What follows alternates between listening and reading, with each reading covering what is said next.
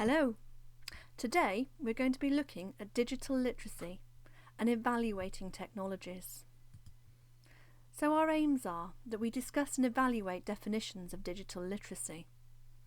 We suggest some frameworks for analysing the various application of digital technologies. I'd like us to start to consider the relationship of digital technology to our own critical practice, and also to support your own reflections on how digital literacy might support our practice. So we're going to start off by looking at what digital literacy is.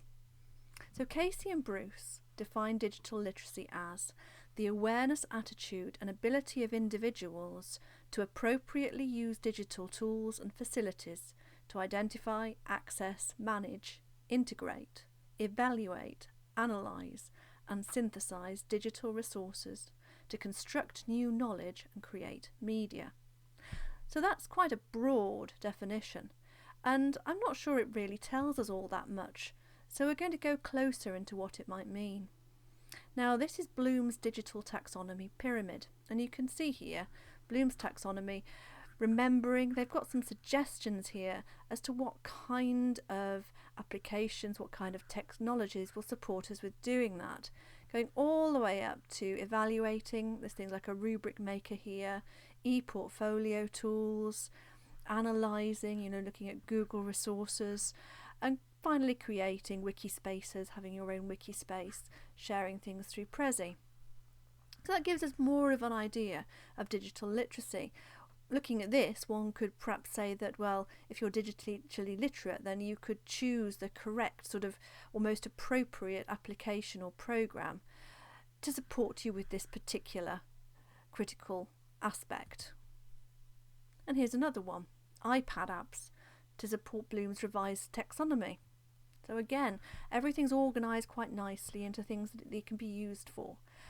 But my question to you would be, is it really just about the app? And I do believe there are flaws in these types of model. And I might put this as an informal forum discussion, because my question to you is what do you think they are?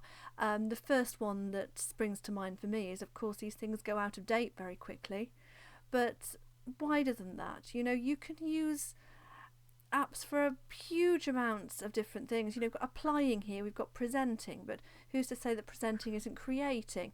It depends what the task is and the context of the task and the particular purpose that you're trying to fulfill. So we're going to look at this idea of digital technology as a tool, and Merriam-Webster defines that as a device that aids in accomplishing a task. However, what Casey and Bruce define did encompass more than the straightforward idea of digital applications and software as a tool. It's more than simply getting from A to B. And this idea of appropriate use, well, it probably doesn't depend on the selected app, but it's a more complex relationship between user and context, purpose and audience. And the SAMR model is really useful here because it talks about how, technology can act as a direct tool substitute, and yes, it can. A word processor, for example, replaces writing, but it also transforms learning. It can allow for significant task redesign, so somebody could be asked to build, say, an infographic as opposed to a poster or a piece of written work. And it allows for the creation of new tasks, previously inconceivable. An example of that would probably be something like, make a movie. So there's a really brilliant short YouTube video here. I'm not going to play it to you now, but on the course pages underneath this video you'll see a link to the Prezi, and you can watch this through the Prezi, and it really is a very good introduction to this idea of the SAMR model. I wanted to look briefly at this idea of meaning making and digital literacy.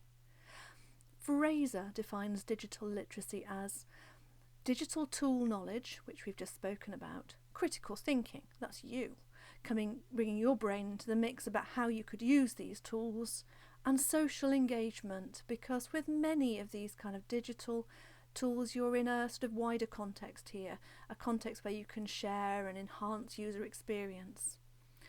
Fraser goes on to say that digital literacy will support and help develop traditional literacies, that it's a lifelong practice.